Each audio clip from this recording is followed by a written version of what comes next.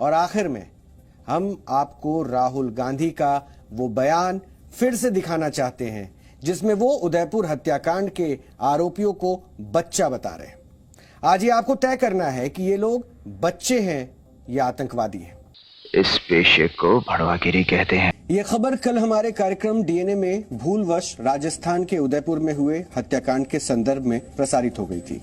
ये मानवीय भूल थी और हम उसके लिए क्षमा प्रार्थी हैं। श्री राहुल गांधी वायनाड के सम्मानित सांसद हैं और कांग्रेस पार्टी के वरिष्ठ नेता हैं। उनकी छवि धूमिल करने की कोई चेष्टा नहीं थी। हम पुनः इस भूल के लिए क्षमा प्रार्थी हैं। नमस्कार। उदयपुर में कन्हैया लाल तेली के दोनों हत्यारे पुलिस की गिरफ्त में हैं, पर क्या उन दोनों हत्यारों को गिरफ्तार करने के बाद देश से हिंसा और नफरत खत्म हो जाएगी?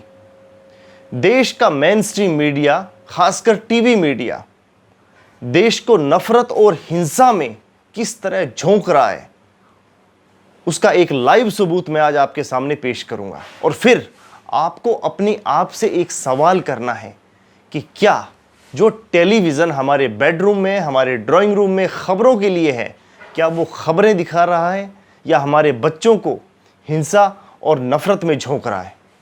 आगे बढ़े उससे पहले आप एक ये वीडियो देखिए जो कांग्रेस नेता राहुल गांधी का है। I mean, they are also children, so it's not fine. It's not a good thing to do. But they've acted in a irresponsible way. I don't have any anger or hostility towards them. They've done a silly thing, and so we should leave it at that. They're kids. I don't think they sort of understand, the consequences of these type of things. So I think we should be forgiving as far as they are concerned. Congress नेता राहुल गांधी का ये video English में है, जिसको नीचे हिंदी में translate भी किया गया है। मोटा मोटा इस वीडियो में एक लाइन है, उसको आप गौर से देखिएगा, जिसमें वो ये कह रहे हैं कि उन्होंने उन बच्चों को माफ़ किया। ध्यान दीजिएगा, राहुल गांधी कह रहे हैं कि उन्होंने उन बच्चों को माफ़ किया जिन्होंने ये सब किया है। आप इतना जो लाइन है उसको जहन में रखिए। अब ये वीडियो चला जाता है गोदी मीडिया के पास। अब गोदी मीडिया इसको नया प्रयोग करता है, और यहाँ पे गोदी मीडिया कौन है? जी न्यूज़। उसका मालिक सुभाष चंद्रा, जो अभी हाल ही में राज्यसभा चुनाव में करारी हार का सामना कर चुके हैं। फिर से लौटते हैं कि राहुल गांधी का ये वीडियो चला जाता है गोदी मीडिया जी न्यूज़ के पास। अब जी न्यूज़ को इस वीडियो पर एक नया प्रयोग करना है। नया प्रयोग, नई क्रोनोलॉजी, ये तो आपने शब्द देश के गृह मंत्री अमित शाह जी के मुंह से कई बार सुना होगा। तो नया प्रयोग क्या किया जाता है जी न्यूज़ के द्वारा?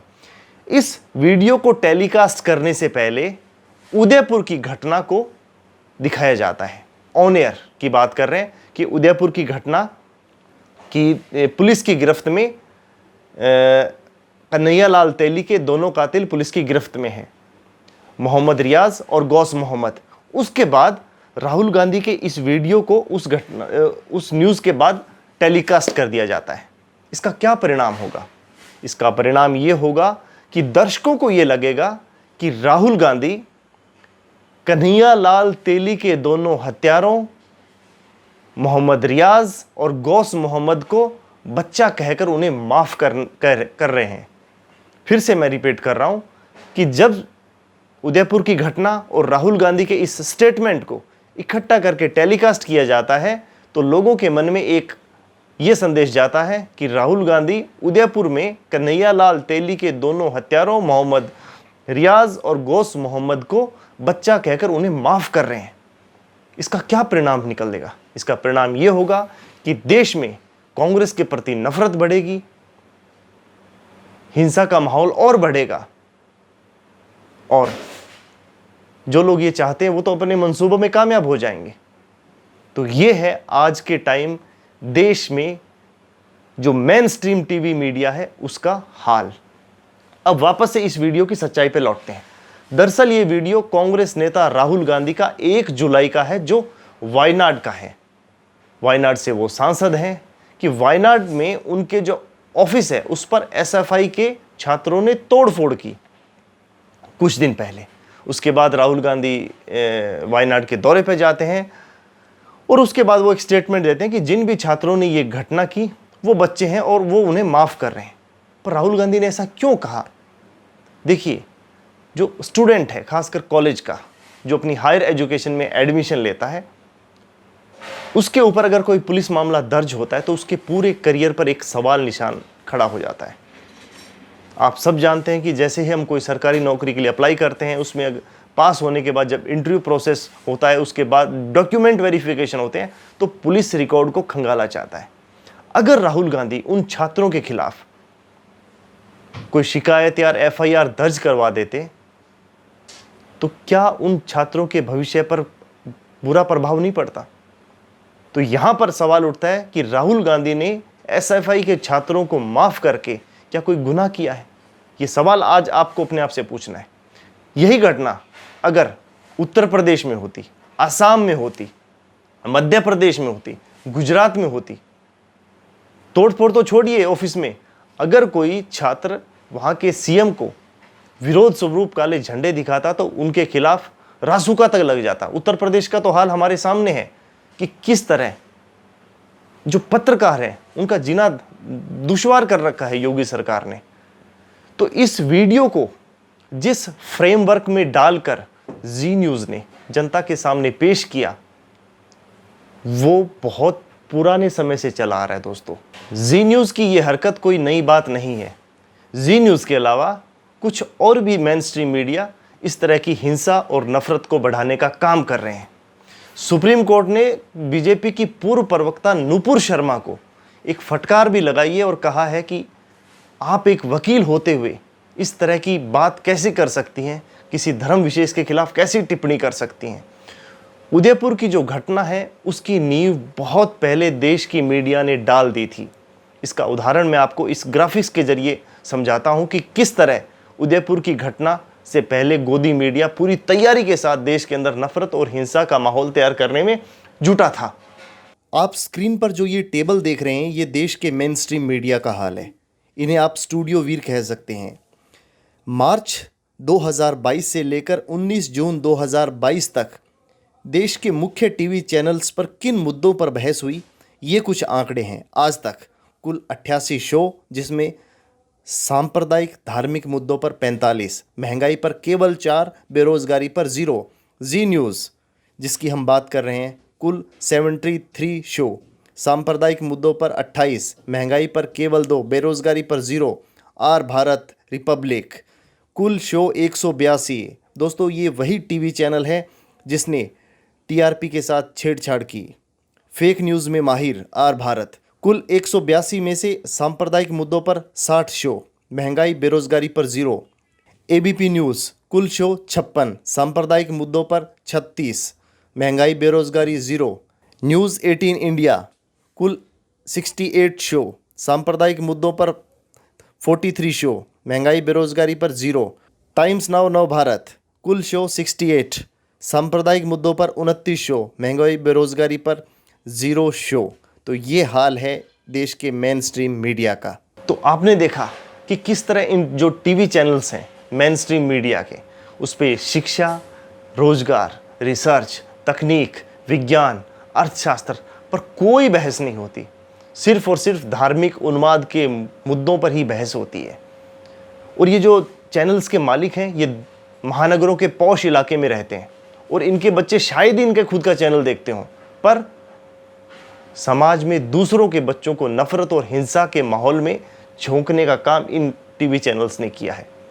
टीआरपी का खेल, रिपब्लिक भारत के अर्नब गोस्वामी की जो व्हाट्सएप चैट लीक हुई थी, उससे सबके सामने है कि किस तरह झूठी खबर को प्लांट करके टीआरपी का ट्रेंड सेट किया जाता है। ये सबके सामने कि अर्नब गोस्वामी की जब चैट लीक हुई तो उन्होंने अमित शाह के बारे में क्या क्या शब्दों का प्रयोग किया था। अब बात करते हैं कि आखिर राहुल गांधी को निशाना क्यों बनाया जा रहा है। तो इसके लिए कोई ज़्यादा आपको दिमाग नहीं लगाना पड़ेगा। आप राहुल गांधी की कोई भी स्पीच उठा के देख लीजिए, उस स्पीच को सुनिए और उस स्पीच में आपको कुछ कॉमन चीज़ मिलेगी, जैसे शिक्षा, रोजगार, हायर एजुकेशन, अर्थव्यवस्था। ये जो शब्द हैं ये सरकार और गोदी मीडिया के कानों के पर्दों को झंझनाहट पैदा करते हैं और इसीलिए वो राहुल गांधी को बार बार निशाना बनाते हैं ताकि देश और जनता का ध्यान राहुल गांधी के मुद्दों की बजाय इन नफरती जो मुद्दे हैं उनकी तरफ डाइवर्ट हो जाए। इसीलिए राहुल गांधी की हर स्पीच को तोड़ मरोड़ कर मीडिया और सोशल मीडिया पर फैलाया जाता है। कांग्रेस नेता जयराम रमेश ने बीजेपी के राष्ट्रीय अध्यक्ष श्री जगत प्रकाश नड्डा साहब को एक लेटर लिखा है और जिसमें उन्होंने स्पष्ट रूप से लिखा है जयराम रमेश साहब ने कि नड्डा साहब, आपके जो ये पत्रकार हैं इनको थोड़ा समझाइए कि किस तरह ये देश को गुमराह कर रहे हैं, झूठी खबर प्लांट कर रहे हैं। इसके अलावा पवन खेड़ा साहब जो कांग्रेस के हैं, उन्होंने भी एक ट्वीट के जरिए एक ट्वीट शेयर किया है जो बीजेपी की जो व्हाट्सएप यूनिवर्सिटी है उसके जो बोर्ड मेंबर है राज्यवर्धन सिंह राठौड़, उन्होंने जी न्यूज़ के इस वीडियो को ट्वीट भी किया था कि देखिए किस तरह से राहुल गांधी कन्हैयालाल तेली के दोषियों को बच्चा कह रहे हैं। और ट्विटर ने भी उस राज्यवर्धन सिंह राठौड़ के ट्वीट को स्पेशल कैटेगरी में चिन्हित किया है कि ये तथ्यों के साथ छेड़छाड़ है। इस देश के भाईचारे को कायम रखने की जिम्मेदारी आप और मुझ पर है। इस देश की मिट्टी में हर व्यक्ति का खून, हर व्यक्ति का पसीना समाया हुआ है, पर कुछ चंद लोग इस देश की मिट्टी की खुशबू को ख़राब करना चाहते हैं। ऐसे लोगों को पहचानिए। आज देश का मेन स्ट्रीम मीडिया और केंद्र सरकार मिलकर जो जनता को गुमराह करने का प्रयास कर रहे हैं, उससे सतर्क और सावधान रहने की ज़रूरत है।